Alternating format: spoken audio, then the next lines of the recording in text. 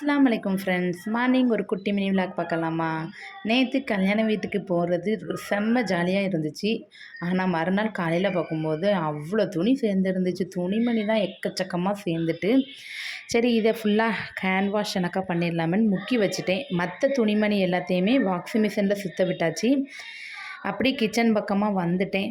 கிச்சனில் வந்து நைட்டு கழுவி வச்ச பாத்திரத்தை எல்லாத்தையுமே அடுக்கிட்டு பிள்ளைங்களுக்கு பிரேக்ஃபாஸ்ட் என்ன பண்ணலான்னு யோசிக்கும் போது தான் வீட்டில் கேப்பச்சேமியா இருந்துச்சு. அதை அவிச்சிடலாமன்னு உப்பு போட்டு ஊற வச்சுட்டேன். மூடி போட்டு ஒரு 5 நிமிஷம் அந்த தண்ணியிலே ஊறிட்டா சூப்பராக ஊறி வந்துடும். வயல் வாழைப்பழம் வீட்டில் இருந்துச்சு. பிள்ளைங்களுக்கு பழம் இருந்துச்சுன்னா போதும், பிள்ளைங்க சாப்பிட்டுக்கிடுவாங்க.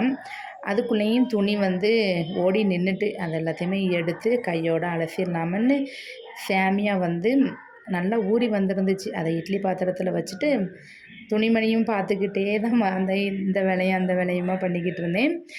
அதுக்கப்புறம் அவிஞ்சு நல்லா வந்துட்டு அதோட தேங்காய் பூவும் நாட்டு சர்க்கரையும் போட்டு கொஞ்சமாக நெய் இருந்துச்சு, அதையும் ஊற்றி மிக்ஸ் பண்ணி மூடி வச்சாச்சு. பிள்ளைங்க இன்னும் தூங்கி எந்திக்கலை.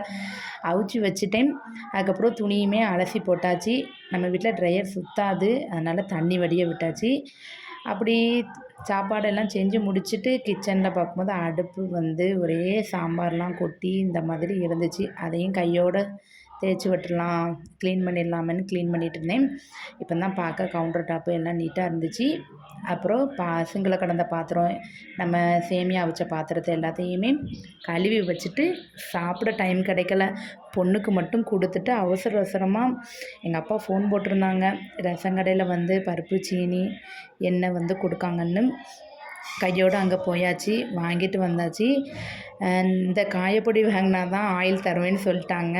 இது வந்து வெளியில் வாங்கும்போது 10 ரூபா தான், நான் அவங்ககிட்ட 20 ரூபா.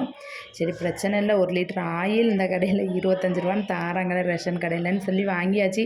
பருப்புமே நல்ல பருப்பாக இருந்துச்சு. சீனி போன தடவை பருஞ்சீனியாக இருந்துச்சு, இந்த தடவை வந்து பொடி சீனியாக இருந்துச்சு. எல்லாத்தையுமே வந்து ஸ்டோர் பண்ணிவிட்டு அதுக்கப்புறம் பிள்ளைங்களுக்கும் வயிறு பசிக்க வந்துட்டு என் பொண்ணு மட்டும் மதரசா போனாங்க. என் பையனை கூப்பிட்டுட்டு நான் ரேஷன் கடைக்கு போயிட்டேன்.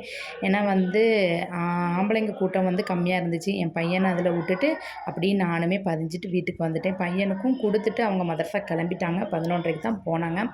அதுக்கப்புறம் நானும் சாப்பிட்டு முடிச்சுட்டு துணிமணி எல்லாம் நிறையா சேர்ந்துருச்சு. மச்சினையும் காய போட்டுட்டு துணி கொடி இடி எல்லாத்துலேயுமே நான் வந்து காய போட்டுட்டு அப்படியே கிச்சன் பக்கமாக வந்து சமையல் வேலையை பார்க்க ஆரம்பிச்சிட்டேன். ஒரு பக்கம் சோறை பொங்கிட்டு இன்னொரு பக்கம் பருப்பு வந்திருந்ததுனால பிள்ளைங்களுக்கு பருப்பு வச்சு ரசம் வச்சு கொடுத்துடலாமன்னு பருப்பையும் அவிய போட்டு பருப்புமே ரெடி ஆகிட்டு ரசமும் வச்சுட்டேன். அல்ஹம்துலில்லாஹ். பிள்ளைங்களுக்கு வந்து பொரிக்கிறதுக்கு அப்பளம் மட்டும் கேட்டாங்க. அப்பளம் பொரித்து கொடுத்துட்டோம்னா லன்ச் வந்து முடிஞ்சிடும்.